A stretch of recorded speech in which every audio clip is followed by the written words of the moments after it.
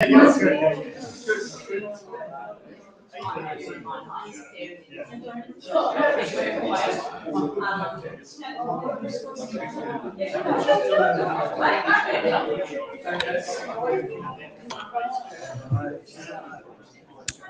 everyone.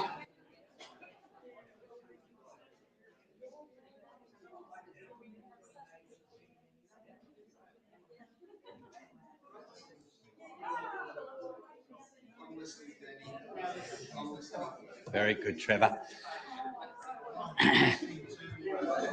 You're listening to it?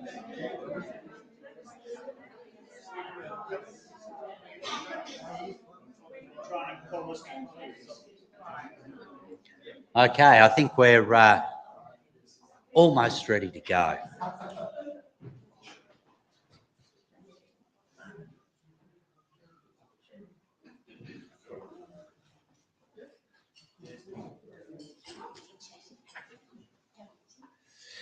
Well, good morning, everybody. How are you all this morning?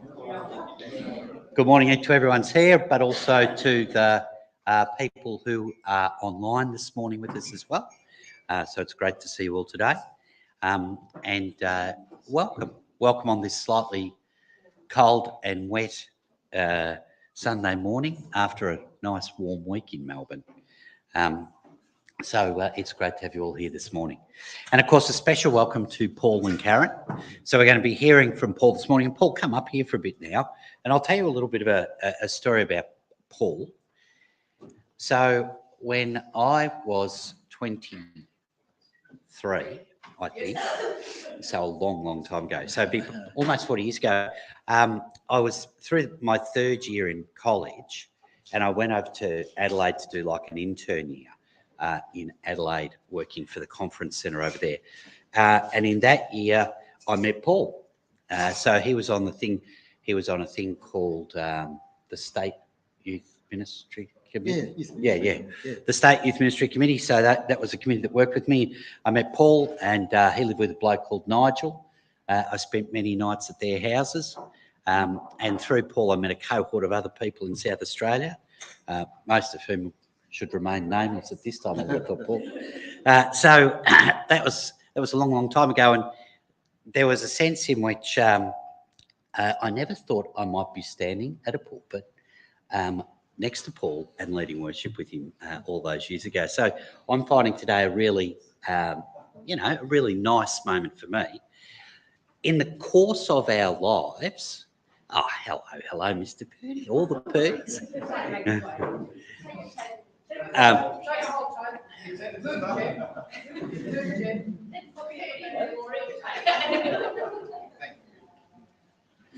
In the course of our lives, so you have people who you meet and your lives go apart and they come back again. So Paul and I hadn't seen a lot of each other for a long time, and then through Treen, she's got a really good friend called Karen who had been long-term family friends of ours now, and stuff happens in families and relationships break down and then new ones are formed. And about 12 months ago now, would it have been? Year and a half, 18 months ago now, we invited Karen round to tea on Sunday night, just, on a whim. And she said, I'll come if I can bring a friend. We said, oh, okay then, And she wouldn't tell us who the friend was. And I opened up the door and the friend was Paul. So that's been a really lovely part of our little journey over the last 18 months, getting back to know Paul and having them in our friendship group. So Paul, welcome this morning. Thanks. It's great to have you along here. And in terms of starting today, because we're going to be talking about homelessness today, and part of the reason why we're going to do that is because of what Paul's now doing. Can you just start by explaining to people what you're doing now and who you work for and, what your role is? So thanks for the welcome, and it's great to be here this morning. I'm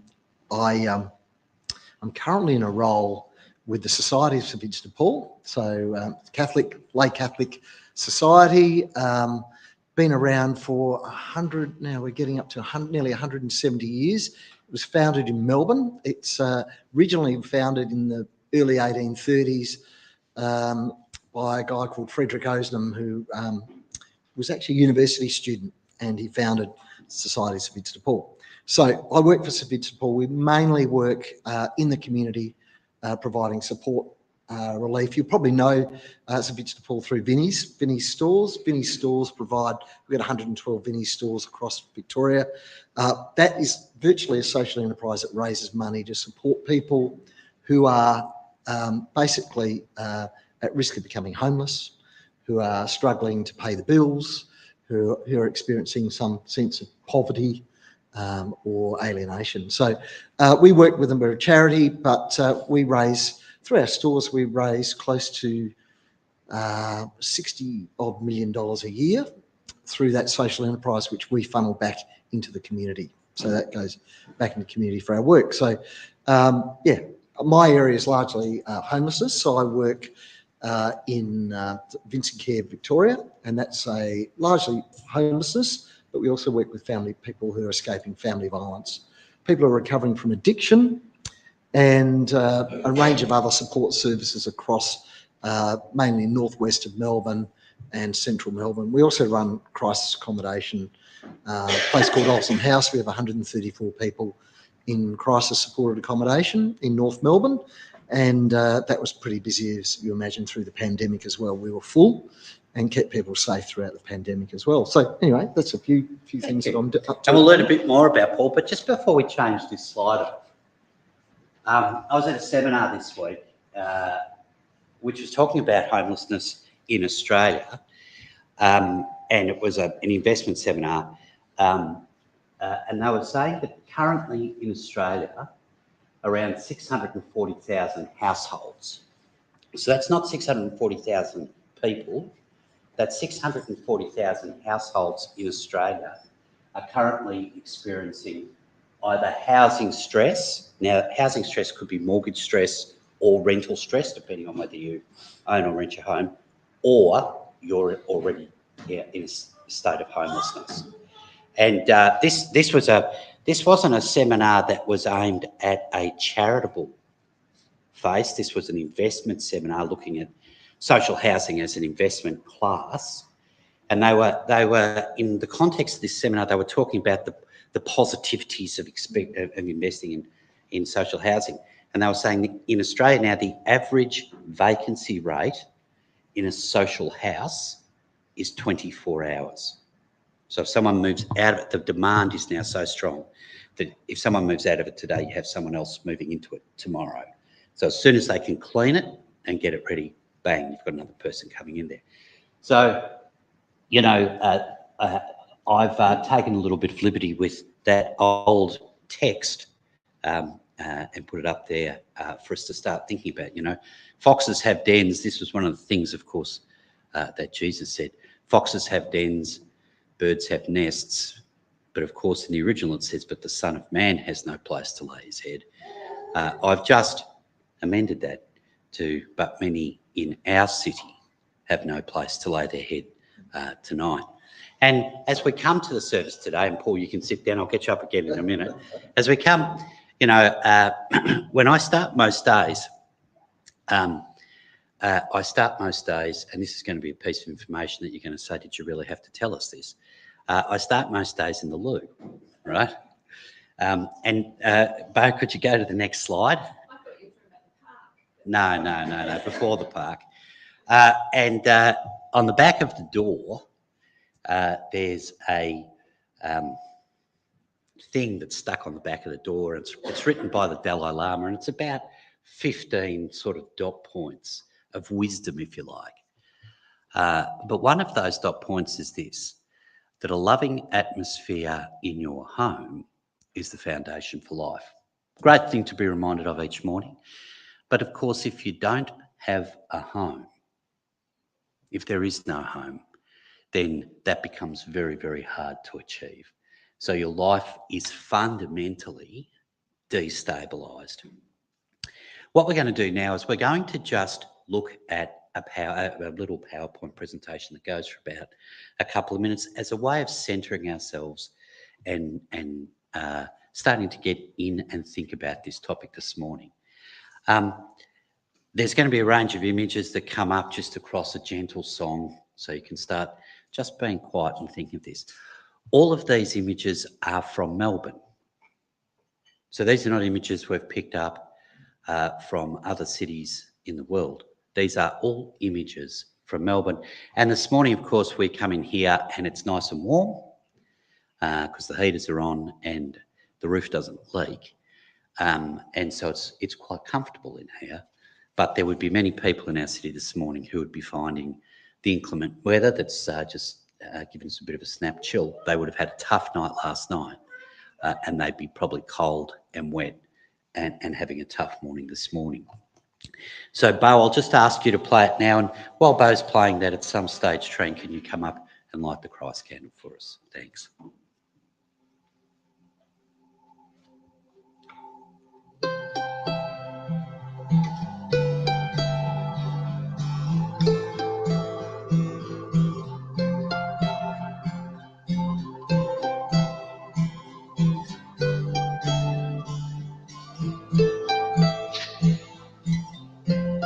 How can you say it's all been done under the moon, under the sun?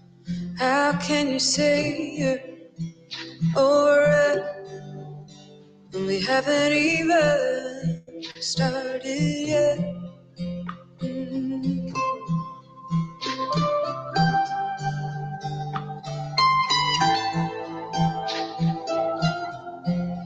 How can I stay, give up the fight when no one's wrong and nothing's right? How can I stay when there's no sound, just the silence of tears that never hit the ground? Oh, how can you sing if you can't cry? It's like claiming to see by closing your eyes. How can you feel anything if you hold it inside? How can you sing if you never learn to cry?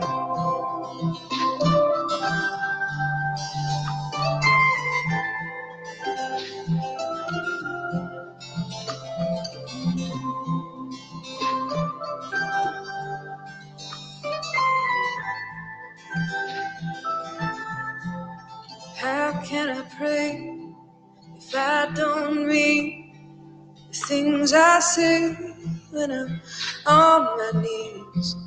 How can I pray when everything hurts and nothing's working? Oh, nothing's working. Oh, how can you sing if you can't cry? It's like claiming to see while closing your eyes. How can you feel anything if you hold it inside?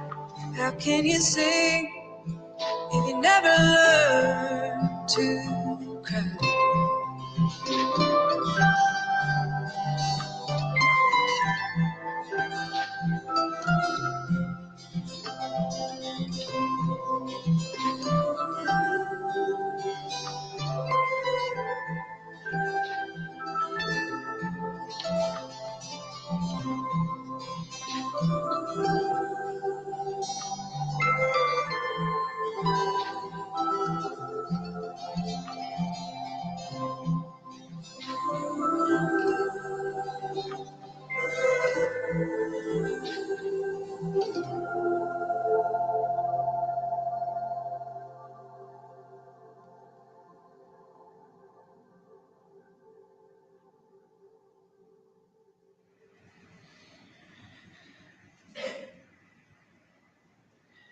In many ways, what a powerful last image that last one is, hey? Seeking human kindness. What a thought. I thought maybe just now we might just have a chat on our own table, just talk to each other. Do you have any stories of homelessness or homeless people? Feelings of homelessness? Do you have anything to share with each other? Just for a moment. If not, you can sit quietly, but just for a moment. If there's a story to tell, just tell it to each other.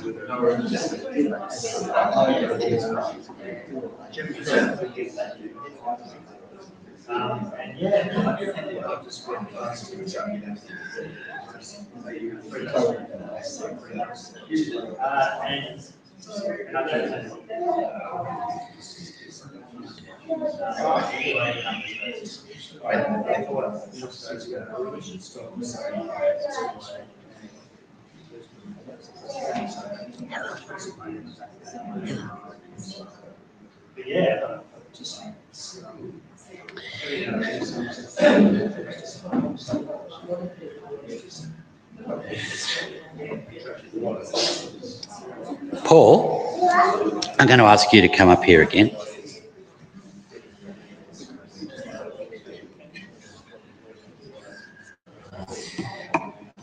You know, one of the experiences of my life over the last couple of years is that I moved from Donvale to Richmond, all right, which has been a great move for us. But when we lived in Donvale, I cannot think of an instance where I saw a person who I would have identified as homeless. That's right. So, yeah. So perhaps, but I didn't go to the Mitcham Coles nearly as regularly as you did. Yeah. Whereas in Richmond, it is not unusual to see homeless people. There's a much larger number of them now around me, and my experience is that it's easier to look away from homeless people than it is to look at them. You know, there's a sense that there's a desperation and a hopelessness and almost an embarrassment that I sense when I find myself in the presence of a homeless person. There's this sense that homelessness is like it's symbolic of personal failure, ultimate personal failure, and inability to be able to provide housing for yourself. As a person who works in a sector, Paul, how do you respond to that sort of, what's your thoughts and how do you respond to that stuff? Often we tend to assume that a person's homeless because of personal circumstances, basically we view it as failure. And that's certainly how people who are experiencing homelessness, and particularly street homelessness, so when you see people on the streets, currently I think there are about 140 people counted now who are street homeless in Melbourne, the CBD, the city of Melbourne. And the tendency is to blame people, but we know that what drives homelessness in this country is actually a lot of structural reasons why we have homelessness. Low levels of support, say for job seeker, record low. It's just had a bit of an increase, but you can't afford to live anywhere if you're on job seeker. You can't afford clothes, you can't afford food. And so the basic rates don't support people to live anywhere. There are structural drivers. Obviously, housing affordability is another one. The lack of housing, a lack of investment in housing, certainly social housing the last 40 years, a lack of investment has meant that the people we're seeing in homelessness services now aren't just the old men who are struggling with addiction or mental ill health. It's a whole new range of people who we're seeing now are obviously women and children escaping family and domestic violence. We're seeing people who have mental illness, mental ill health, and they're not getting support. We've seen defunding of a lot of community-based mental health services. So what this means is all of those people are flooding into homelessness services because that's the end of the line. So there are structural drivers of homelessness that we need to understand fully. It's easy to blame people, and for the circumstances they find themselves in. It's very hard to say. to a woman and children who are escaping family violence that's their fault. Some people do. It's interesting that we often tend to blame the victim rather than take some personal responsibility for our role, however indirect it is, in their circumstances. We fail to see it as a failure of society. We tend to see it as personal failure. So just picking up that point, it's a really important one. And one of the other ones is we're seeing that one of the fastest growing cohort in homelessness services are older women over 55 who've gone through their lives. They don't have a lot of superannuation. They have a marriage breakdown. They find themselves on their own and they're unable to support themselves in housing. And we're starting to see that group of women, which is a shocking indictment in our society. And these are women who've raised families, who have children and grandchildren. They can't afford a place to live in. So it's quite, yeah. What we're going to do now is Allison's going to come and bring us our reading online. So she's going to do that. And straight after that, Paul's going to come and just share some of his thoughts around both the reading and homelessness, and then we'll have a bit of a song together. So, Bo, Reading from Mark chapter 1, verses 1 to 14. The beginning of the good news of Jesus Christ.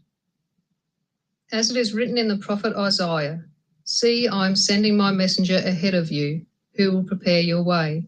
The voice of one crying out in the wilderness, prepare the way of the Lord, make his path straight." So John the Baptizer appeared in the wilderness, proclaiming a baptism of repentance for the forgiveness of sins. And the whole Judean region and all the people of Jerusalem were going out to him and were baptized by him in the river Jordan, confessing their sins.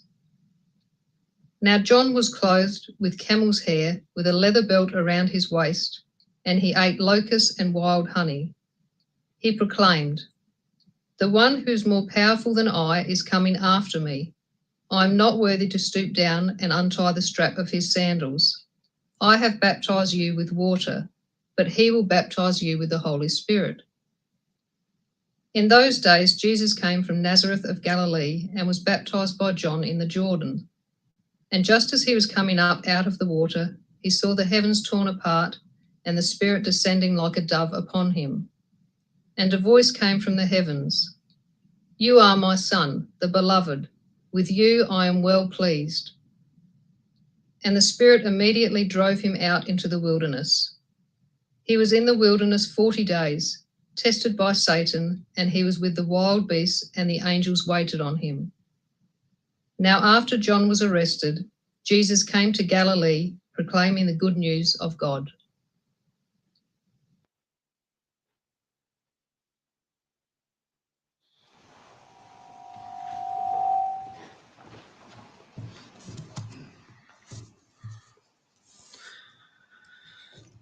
Danny, thanks for the welcome this morning, and thank you all for the welcome I've received this morning. It's great to be at Surrey Hills today. I have to say I was ordained in 1990 as a Church of Christ minister, back in the day when we had something called College of the Bible or Church of Christ Theological College. I don't think that exists anymore, unfortunately, but I've got to say today is a very important day for me, because this is the first Church of Christ I've actually spoken in since I was ordained in 1990.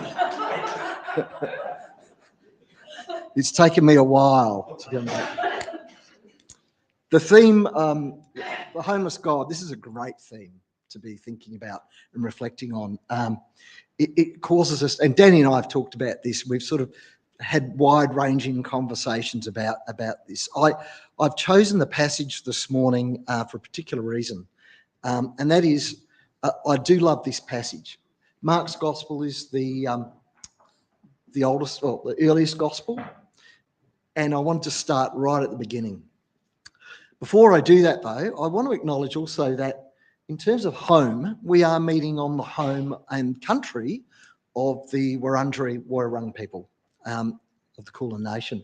What I'd like to do is just acknowledge that we're meeting on country this morning and pay my respects to their elders past, present and emerging today. And this is their home, and we talk about identity is so much connected to our home as well, and our sense of place. I don't consider myself a preacher this morning. I'm more of reflecting on. I'm reflecting on this wonderful passage, but I'm also reflecting on part of my own story. So apologies for the autobiographical content, but I suppose after 30 odd years in ministry and working in the homelessness sector, I've got a lot of things to reflect upon, and I've learnt a lot along the way, and I'm happy to share a bit of that with you this morning. Wanted to start, there's a remarkable speech doing the rounds on social media, and it's by the Governor of Illinois, J.B. Pritzker, and he was speaking at the Northwestern University that was providing, I suppose, a speech at graduation, and it started it like this. He said, "The best way to spot an idiot is to look for the person who is cruel." The best way to spot an idiot is to look for the person who's cruel. And what he meant by this was, when we see someone who doesn't look like us or sound like us or act like us, the first thought that crosses almost everyone's mind is rooted in either fear or judgment. And he says that's evolution. We survive by being suspicious of things that we're not familiar with. And he says empathy and kindness are considered weak, and the pathway to progress is frequently cleared by what he describes as weaponized cruelty. And we can see that today in politics. We can see it all across the world. We see how people can use cruelty to gain personal power and to gain promotion or advancement in careers. I won't call out any specific examples, but you'll know what I mean when I talk about politics around the world and where it's heading. What he said was, I'm here to tell you that someone's path through the world, if it is marked with acts of cruelty, then they have failed the first test of an advanced society. They will lack the imagination and creativity that the kindest people have in spades. To be kind, we must first of all shut down that animal instinct and think differently. And he says that empathy and compassion are evolved states of being that require us to step past our most primal urges. And he says this, the kindest person in the room is often the smartest. There are choices that we have before us. The choices are often between love and fear, between love and compassion and empathy, or cruelty, or judgment. I've chosen the reading from Mark's Gospel today because I see it as a foundational text for the Christian vocation. It invites us to embrace two things. One is that our identity is primarily grounded in an affirmation of love. And secondly, that affirmation of love invites us to embody that love in our lives in acts of love, empathy, and compassion. Jesus rises from the baptismal waters, and there is a word from heaven that the heavens are torn apart and the Spirit descends upon him like a dove. I see it as a lovely metaphor, actually. If you see it as literally what happened, you lose the beauty of the story. To describe the Spirit descending and alighting on him as a dove, it captures something beautiful as a metaphor. And it captures, in this baptismal story, it also captures the words of God. It captures the delight in whom I'm well pleased. And so here, there is a divine affirmation of love. This is a revelation of a God who is compassionate and kind and loving and who delights in us. The second part of the story is that Jesus then immediately goes out into the wilderness, and in some readings, the words are, he was ministered to by the angels. And in this passage, and literally in Greek, what angels means, or angelos, is messenger. And we heard John being referred to as a messenger of God. Jesus goes back out into the wilderness for 40 days to be formed and shaped by the messengers of God. His actual formation in ministry occurs in the wilderness with the faithful.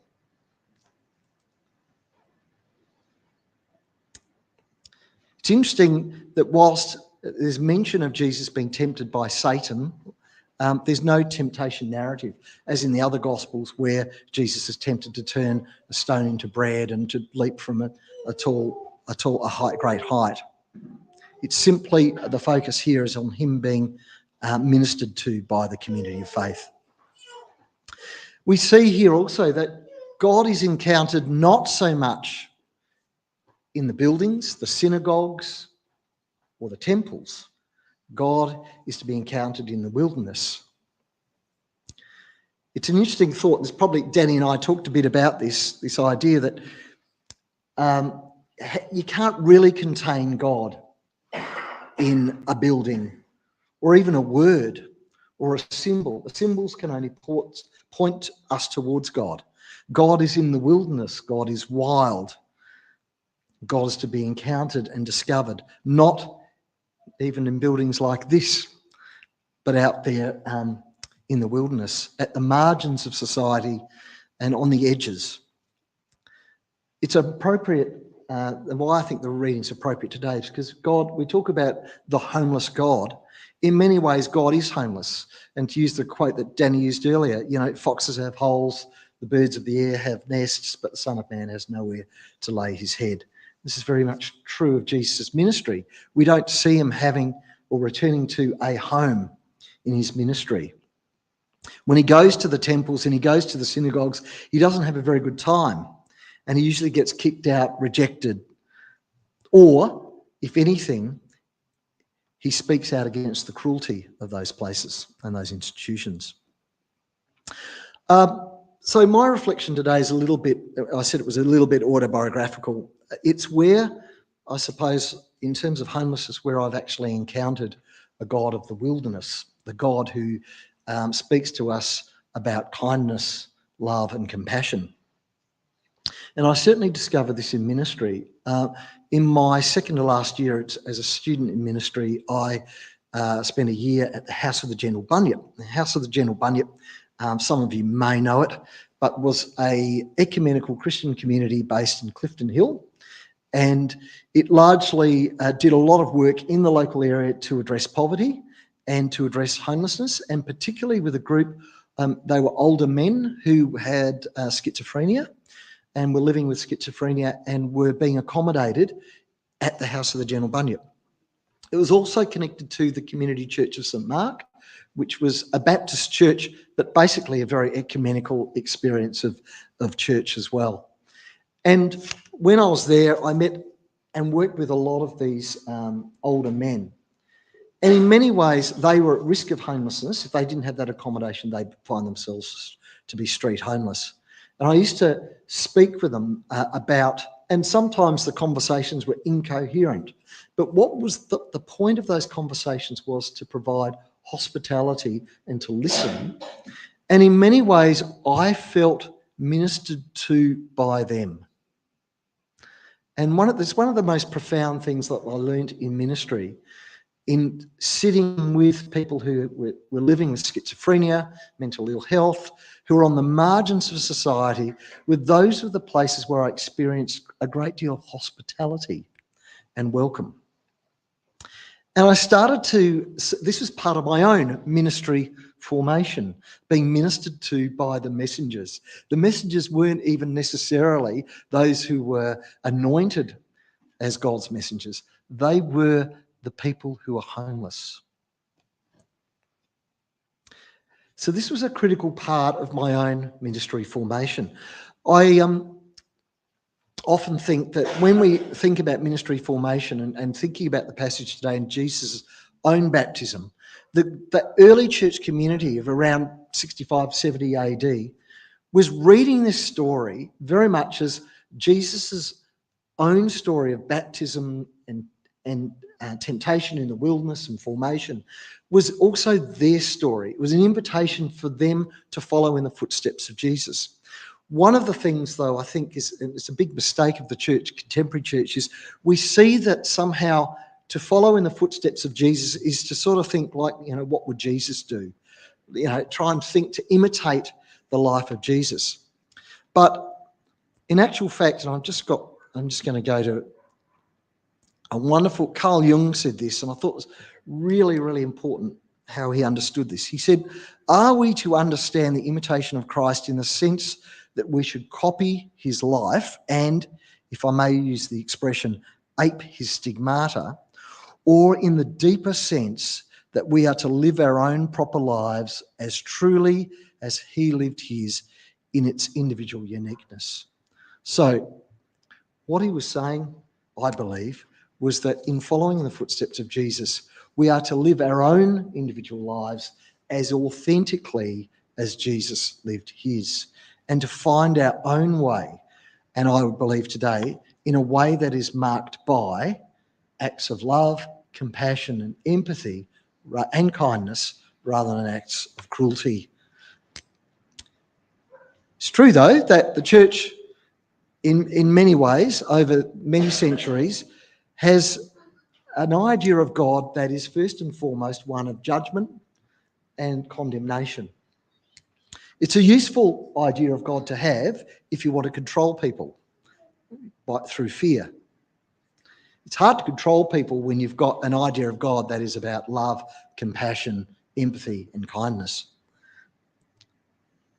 And I think worse still, and this is a little bit more subtle, is that we can think about the idea of God as, or even ourselves as Christians, as being blessed by God when we are prosperous.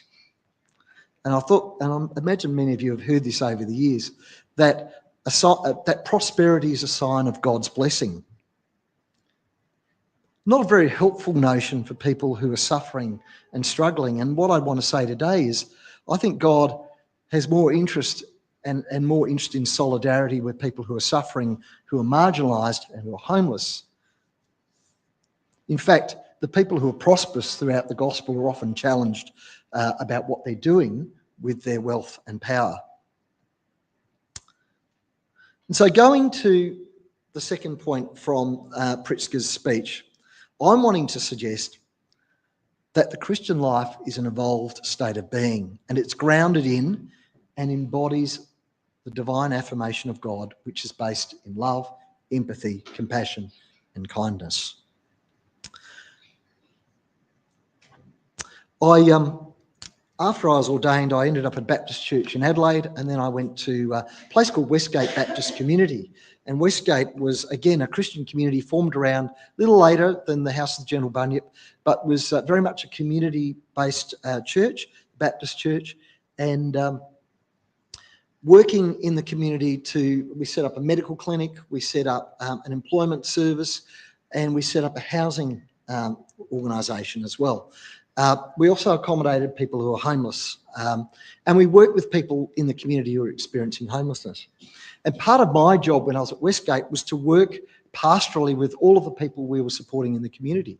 I was, if you like, a chaplain to the medical service. I was working with people who were dying.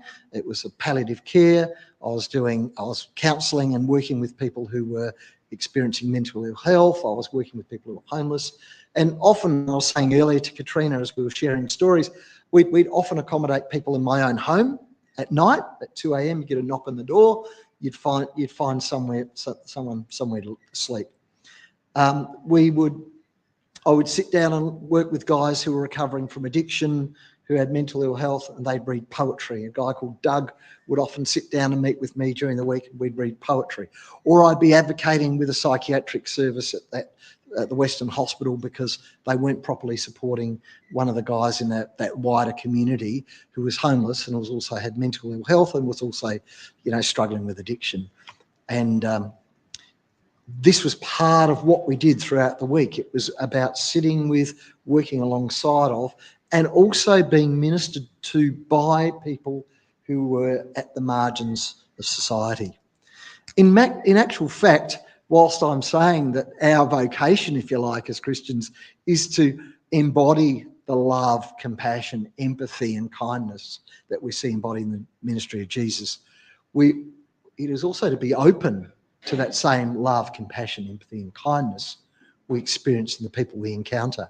I want to say that my experience over the years in working in homelessness has been that I've experienced a lot of love, compassion, empathy and kindness from people who are homeless. We often see the images of people who are street homeless as those who are struggling. There was a lovely sign there that says, we're not violent. Do not be afraid of us. Or at the end, it's about loving kindness as a message. I've met so many kind and compassionate people. At where I work now, at St Vincent de Paul, I manage, one of the places I manage is Allison House, as I mentioned earlier. 134 people there accommodated in crisis-supported accommodation, people with mental ill health, people struggling with addiction, people who are often, when we look at them, aren't particularly perceived to be attractive people. They are anxious and they are troubled. But they're a wonderful community of people. And one of the ways, when we moved there 4 years ago, one of the important things we did, because when we demolished Allston House in, 2017, and to rebuild it, it was a building probably about this vintage, and it accommodated mainly about 58 men, mainly older men who struggled with mental illness and addiction. When we rebuilt it, we created it as a building that would contain men and women, and in fact a gender diverse and quite a diverse, culturally diverse facility. And we had to create a culture of safety there. And the principles we put in place were very much about the kindness, love, compassion, empathy. But it was accepting and welcoming, and we use the word welcoming difference. And one of the things that's really important to me, if we're talking about homelessness and we're talking about how we can sit with people or be ministered to or minister to people who are experiencing homelessness, it is to accept diversity, embrace difference. One of the key factors that drives people into homelessness, and my reflection is discrimination. When we discriminate, we force people to the margins of our community, and we force people into a place where they no longer feel a sense of belonging. This is particularly true of the lesbian, gay, bisexual and transgender community in Melbourne. They experience very high rates of homelessness and disadvantage because they are discriminated against. One of the things we did when we rebuilt Allston House and opened it 4 years ago, we made a very clear statement of welcome for that particular group of people. One of the things I'm particularly proud of is 2 years ago, we were successful in getting government funding for the first ever homelessness service to support lesbian, gay, bisexual, transgender people in the Victorian community. And that is a group, as I've said, experiences high levels of disadvantage, and we are regarded very highly. As a Catholic faith-based organisation doing that, it's quite remarkable. And you would imagine that, guess where we get the opposition? From the Catholic Church. One of the things I do enjoy is I have to use the Australian colloquial. Sometimes people say I'm a stirrer. I am a bit of a shit stirrer, and I do like being provocative. I like being provocative when I think I'm on the right side of the gospel. And in that instance, I was happy to advocate with government and to lift and lead St Vincent de Paul, who were quite tentative, into that space. And I've got to say, it didn't go smoothly for me, but we are highly recognised.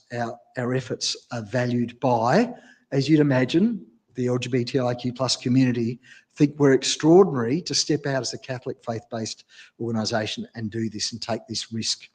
we were the first Catholics to walk in the Pride March.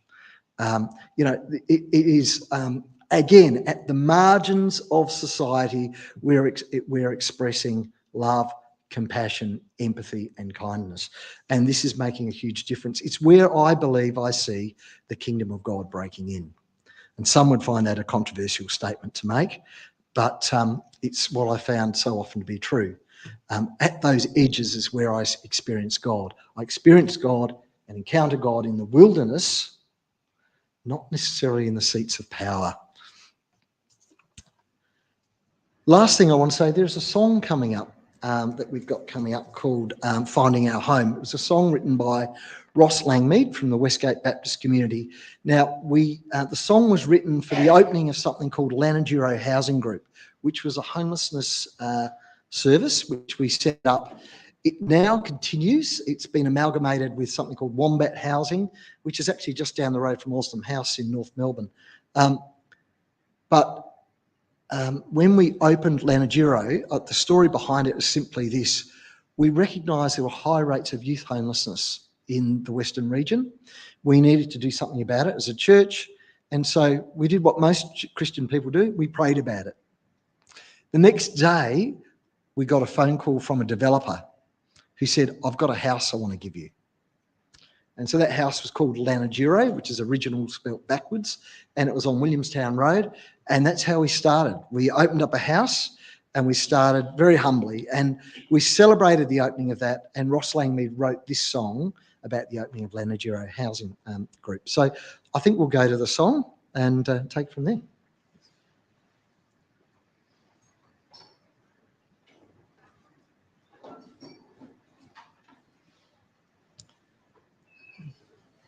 Give Mike time to get down to his clarinet. I think we all know this song pretty well, and it's a beautiful song. It's such a great story with it.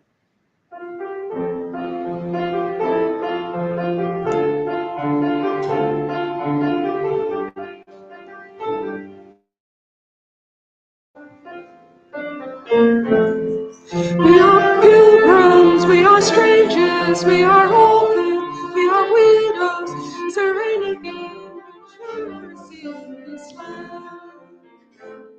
On the hard road, in a strange place, needing comfort, living lonely, moving on, the road, welcome behind. We're restless till we find a home in you, oh Lord. Find a resting place in you, a place where never alone, a place where we are known. May we find a home in you. We're hungry, if we're thirsty, if we're shivering, if we're Christmas, is there anyone who will take us home?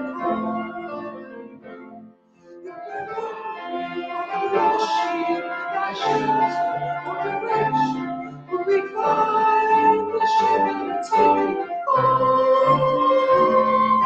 The restless till we find our find the resting place in you, a place where never alone, a place where we are known. May we find our home.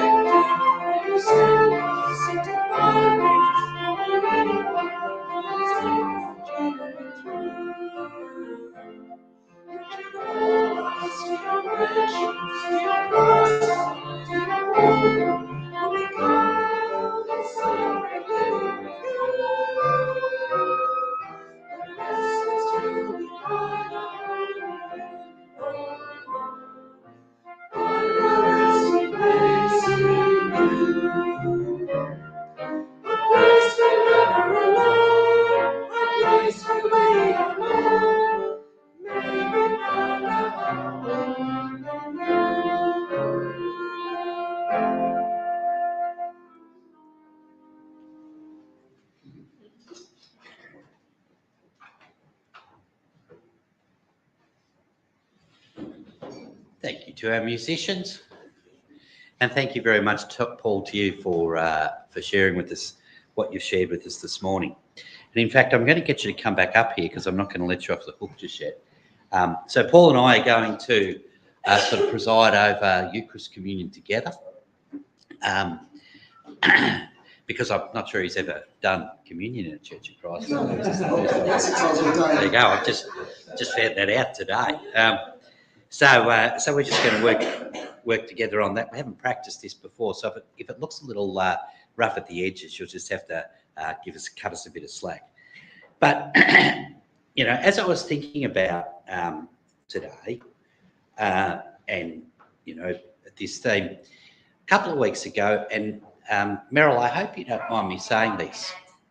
A couple of weeks ago, I was talking to Meryl, and I said, how's it going looking for a new house, right?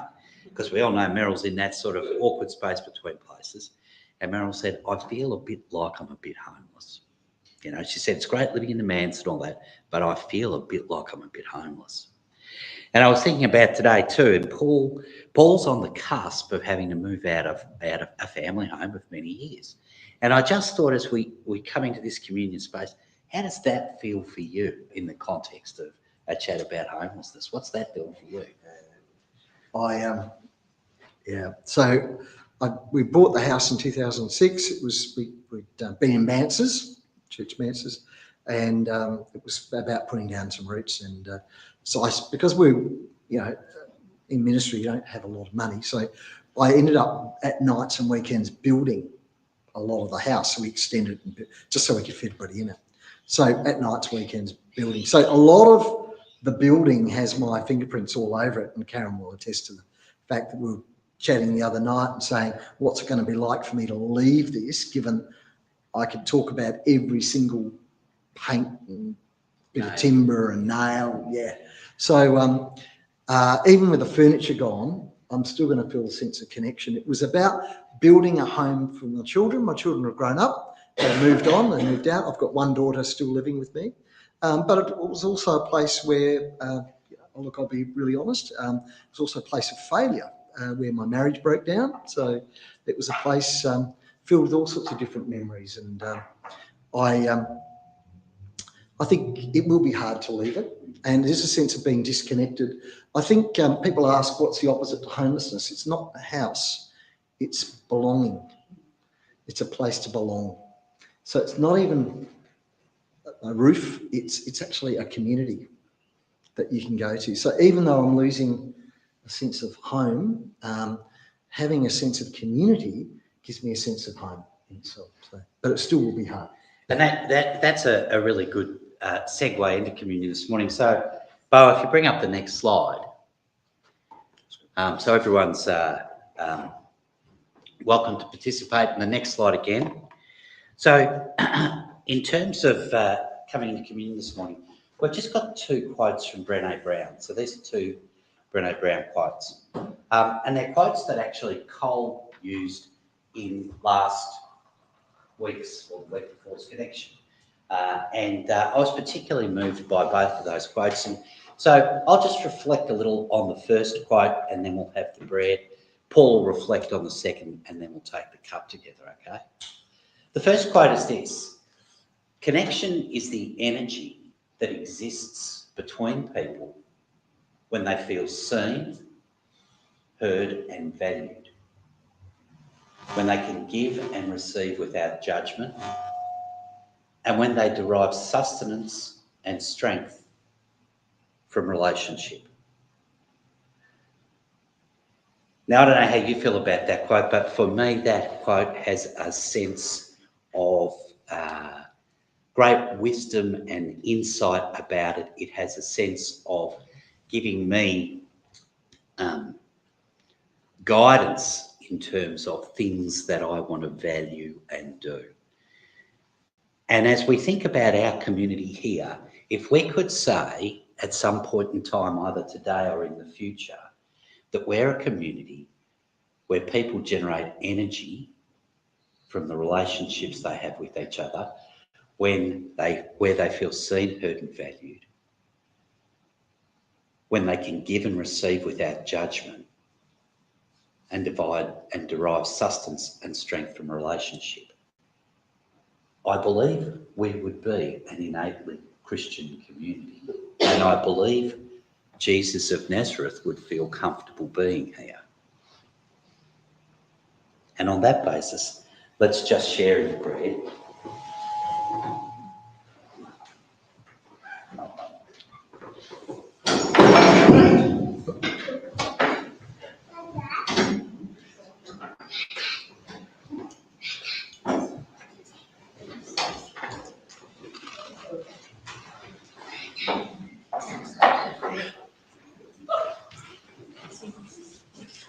Have a small calamity off to the left, a furniture malfunction. Thank you. Okay. And Paul, the next quote.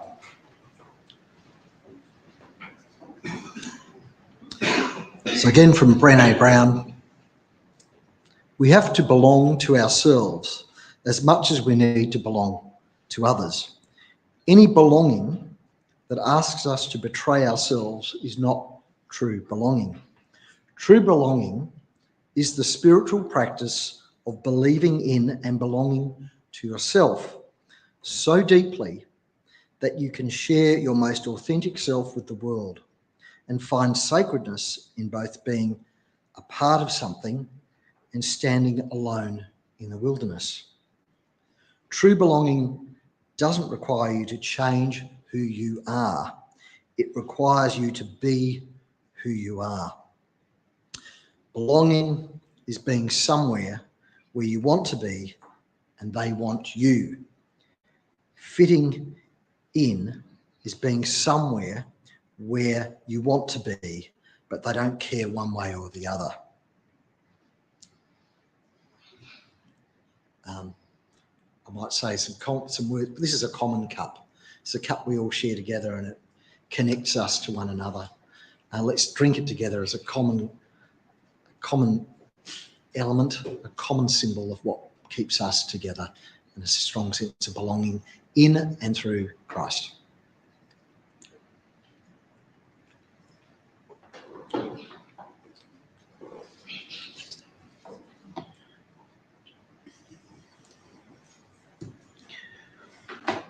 And so now we're going to bring the service to a close, and we're going to do a few things in that time. Col's going to lead us in our pastoral prayer. We'll have our Irish blessing as we normally do. But as we start to wrap this up, we'll have some announcements in and around the pastoral prayer. But as we start to wrap this up, I want you to leave today thinking about a question. And the question is this: how will the future judge us? How will the future judge us? How will our children or our grandchildren view our unwillingness to use our facilities to offer housing to the homeless around us? What does our commitment to hospitality and generosity call us to do in the face of a housing crisis? I think we should be in no doubt whatsoever. Nationally, we are in a housing crisis right now. That's where we are as a community. And I guess the question for us is, how do we want to engage with that? You know, in our mission plan, one of those themes that we've said we're going to focus on is the theme of social housing. And this is right now in front of us, right here. As we all know, Brian's starting next year, and so that'll start to help us drive some stuff. We're actually, part of the engagement with Paul around this is we're actually having a talk to St Vincent de Paul about whether or not they could also be a partner for us in helping us think what that might look like. Now, it's very early on in that conversation, so we don't have any sort of defined outcomes there. But, you know, there are people who sleep rough in our cities every night. There are people who are under stress, a lot of stress, financial stress, because of their mortgages and their rental arrangements. And in honesty, we lock the doors on this building 5 nights a week, 6 nights a week, probably 7 nights a week, to be honest. And it sits here empty while that happens. I don't know what that means, but it seems to me it's sort of a relevant question. Col, pastoral prayer.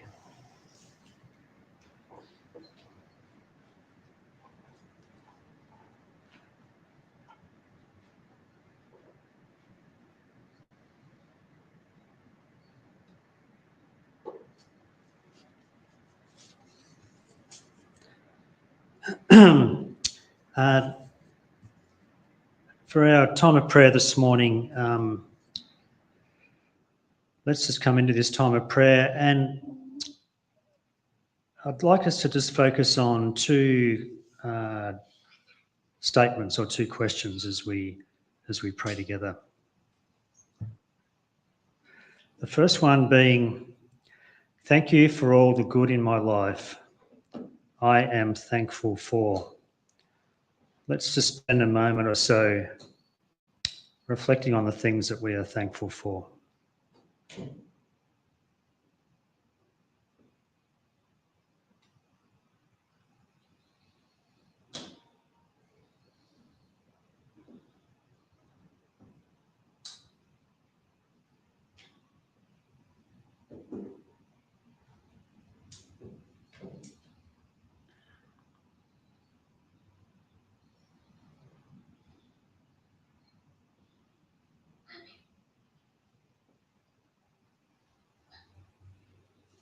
And the next statement is, I am deeply troubled by. Help me, my community, my country find a solution to this problem. So let's just spend another moment reflecting on that.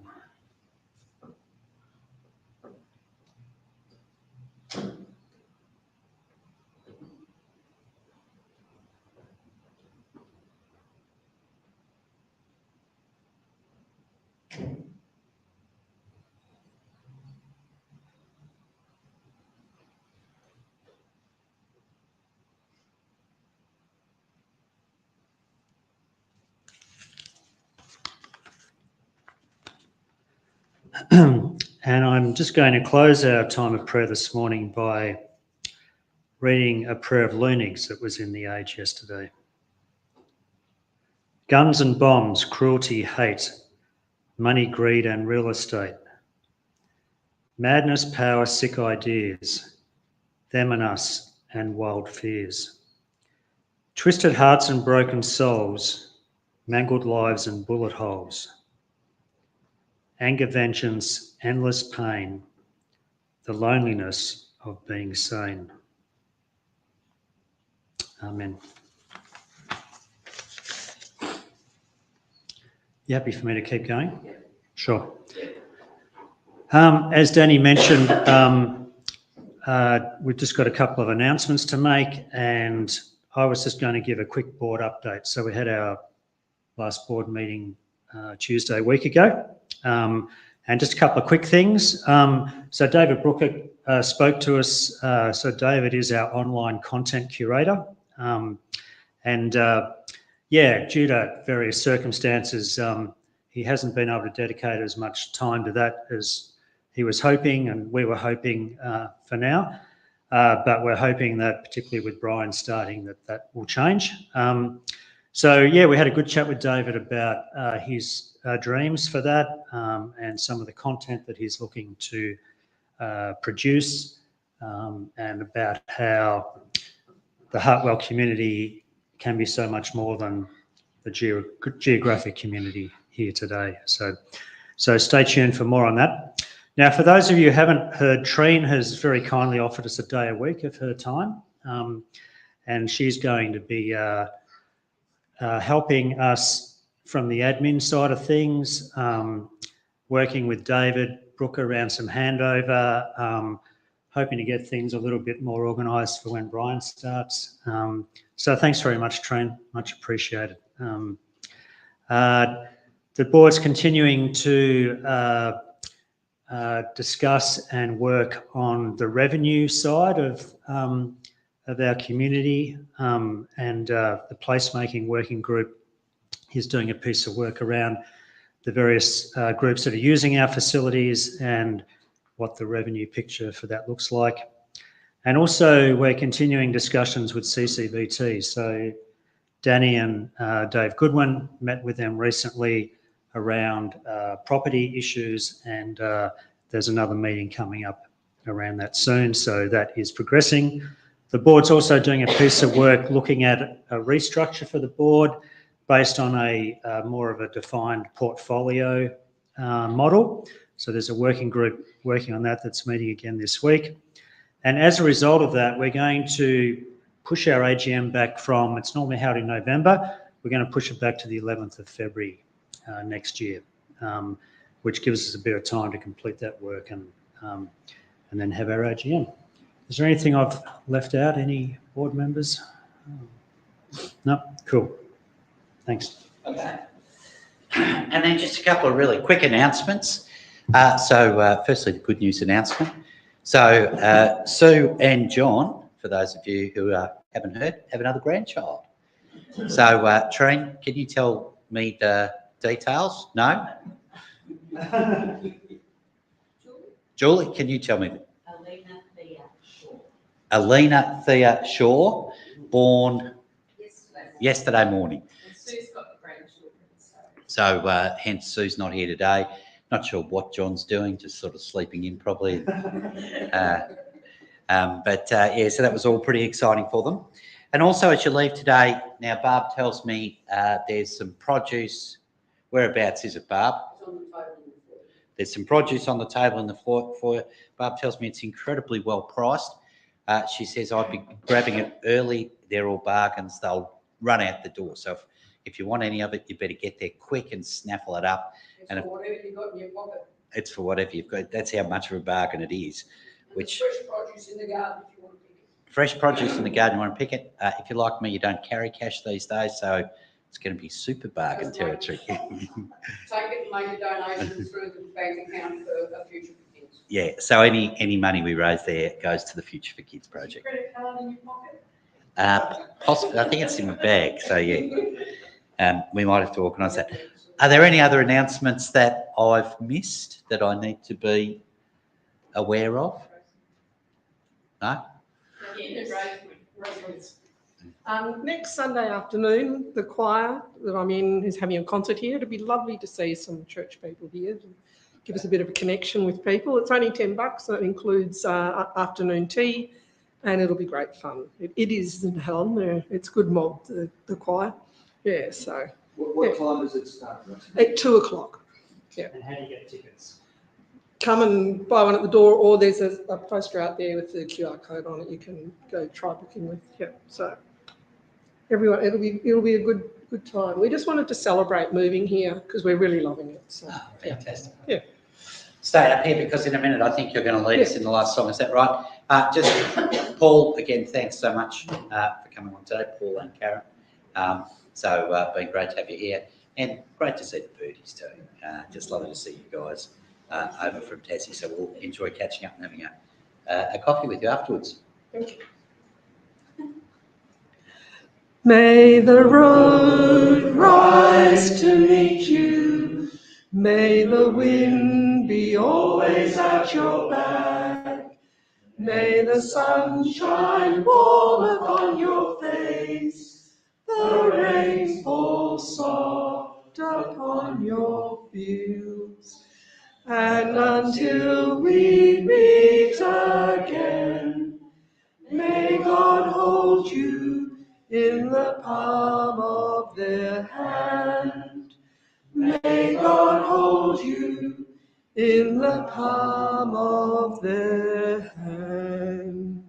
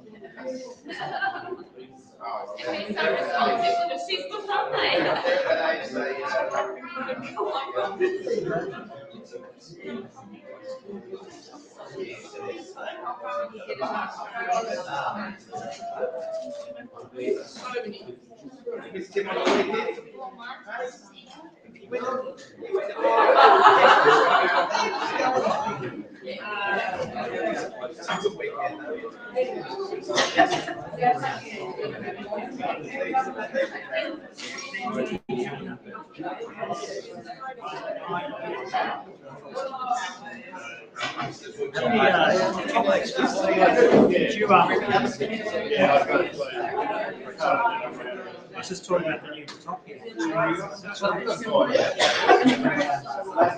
Try underneath if you try glasses.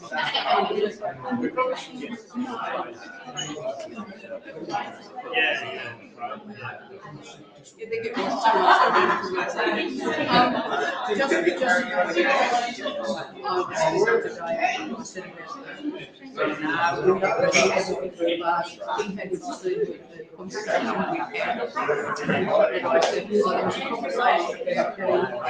every other one.